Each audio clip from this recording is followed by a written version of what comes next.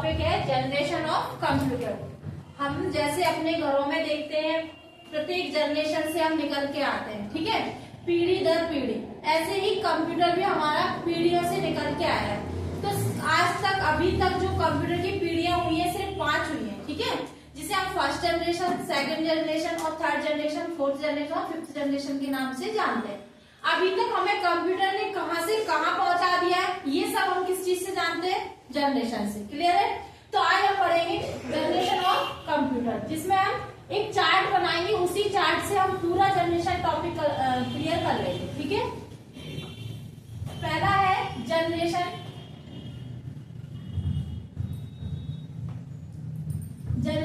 अब जनरेशन में क्या है, पूरी जनरेशन को लिखेंगे। जैसे फर्स्ट जनरेशन, जी लिख रहे हैं मतलब जनरेशन, ठीक है। और सेकंड जनरेशन,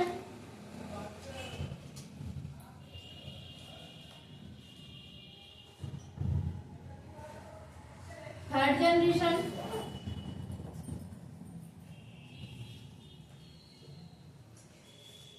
फोर्थ जनरेशन,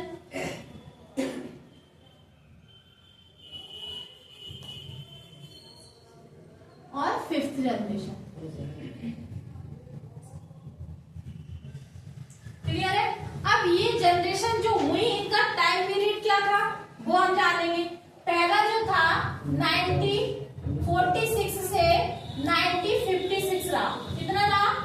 1946 से 56 तक हमारा कौन सा जनरेशन चला? First generation. अब सेकंड जनरेशन कब से कब तक रहा? तो 1956 से 1964 तक, ठीक है। ये कौन सी जनरेशन थी हमारी? सेकंड। अब अपनी कौन सी थर्ड जनरेशन क्या थी? तो 1964 से 1975, कितनी रही? 1975। अब उसके बाद क्या रहा हमारा? 1975 से फोर्थ जनरेशन चली 1989 तक। कहां तक चली? 1989 तक। और 1989 से अभी तक चल रही है। 1989 से अब तक, ठीक है। जो जनरेशन है वो कौन सी है? फिफ्थ जनरेशन है। क्लियर है? तो सबसे पहले हमें ये टाइमिंग पता होनी चाहिए, और ये टाइमिंग हर एक बुक में अलग दी जाएगी, क्योंकि अप्रॉक्स में मानी जाती है। अगर ऑप्शन होगा तो इसी के बीचों बीच होगा या इसके बीच। तो फर्स्ट जनरेशन का जो टाइम है वो 1946 से, बाद नहीं, 1946 से 56 और 56 से 64 और 64 से 75 और 75 से 89 और 89 से अब तक जो जनरेशन चल रही है वो कौन सी जनरेशन है? हमारी फिफ्थ जनरेशन है। क्लियर है? अब हम जानेंगे जो फर्स्ट जनरेशन है उसमें टेक्नोलॉजी क्या थी। हम पहली जो जनरेशन में जानेंगे कि टेक्नोलॉजी क्या थी।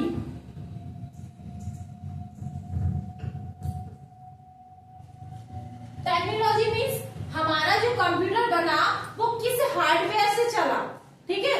तो सबसे पहले याद रखना, जो पहला हमारा हार्डवेयर था जिससे कंप्यूटर डिपेंड था, जैसे आज सीपीयू पे डिपेंड है, ऐसे ही पहले कंप्यूटर किस चीज पे डिपेंड था?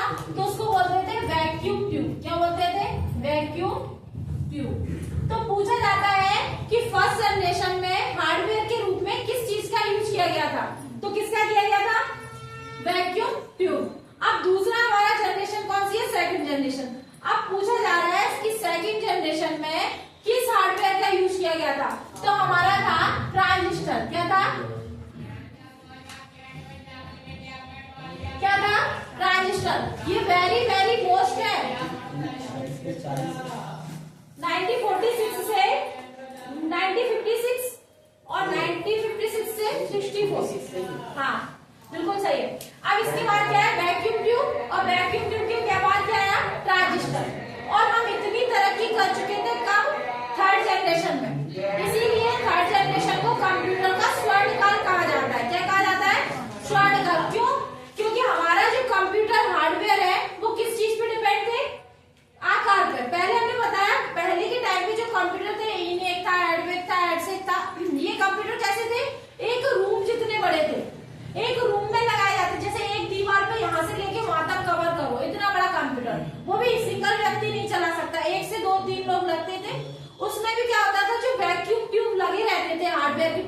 में वो इतनी हीट पैदा करते थे जिसके लिए हमें एसी की आवश्यकता पड़ती थी उस टेम्परेचर को डाउन करने के लिए। फिर क्या हुआ, धीरे धीरे उन्होंने कहा कि ऐसा कोई चीज लेके आओ, ये कंप्यूटर रूम जितने बड़े हैं हर कोई अफोर्ड नहीं कर पाता, ठीक है, और आम यूजर्स तो इसकी सोच भी नहीं सकते। सिर्फ किनके पास थी, जो प्रोग्रामर्स थे, जो बड़े बड़े कंप्यूटर ऑपरेटर्स थे, उनके पास ही कंप्यूटर होते थे। तो उन्होंने क्या किया, अगर हम इस चीज में थोड़े कटौती करेंगे, मतलब इनका आकार घटाएंगे, तो ऑटोमेटिक कंप्यूटर का आकार भी घट जाएगा। तो उन्होंने क्या किया, वैक्यूम ट्यूब की जगह क्या लेके आए, ट्रांजिस्टर। अब ट्रांजिस्टर किस टाइप के होते थे, इस टाइप से। ट्रांजिस्टर इस प्रकार के होते हैं जो आज भी कंप्यूटर्स में लगे रहते हैं। एक बार में हजारों ट्रांजिस्टर्स लगे रहते थे, किसमें, कंप्यूटर में। किस लिए, कंप्यूटर को हीटिंग देने के लिए, कंप्यूटर में जो काम है उसकी प्रोसेसिंग करवाने के लिए किसका यूज करवाते थे, ट्रांजिस्टर्स का। अब ट्रांजिस्टर के बाद हमने कहा कुछ और अच्छा लेके आओ जिससे हमारे कंप्यूटर का आकार और छोटा हो जाए। तो वो क्या लेके आए, आईसी चिप। क्या लेके आए, आईसी चिप, जिसको बोलते हैं इंटीग्रेटेड सर्किट चिप, ठीक है, इसका जो पूरा नाम होता है। ये किसकी, तो इसको क्या बोलते हैं, आईसी चिप, ठीक है। ये किसकी बनी होती है, सिलिकॉन की बनी होती है, ठीक है, वो हम क्वेश्चन में फैक्ट में दिखा देंगे। उसके बाद हमारा 4th जनरेशन, ये बहुत बेस्ट चीज आई। जैसे हमने चिप को लिया तो चिप भी क्या कर रही थी, क्यों शिवा, जब हम बोल रहे ना आवाज में, जब हम चिप को लेके आए, चिप क्या कर रहे थे, चिप भी अपने आप में डाटा को स्टोर कर रहे थे। अब जब चिप में काम चल रहा था तो उसमें क्या हो रहा था कि कंप्यूटर के जो आकार थे वो छोटे हो गए थे, क्योंकि चिप छोटी है। और जब चिप क्या कर रही थी, छोटी जरूर थी, उसकी कैपेसिटी बहुत थी चीजों को स्टोर करने की, और स्पीड किसकी थी, स्टोरेज करने की, और प्लस एक्सेस कराने की। जो भी काम होता था वो फास्टली हो जाता था। उससे भी ज्यादा हमने कहा कुछ और अच्छी तरक्की की जाए और इसके क्षेत्र में और डेवलपमेंट हो। तो इसके बाद वो लेके आए माइक्रो प्रोसेसर। क्या लेके आए, माइक्रो प्रोसेसर।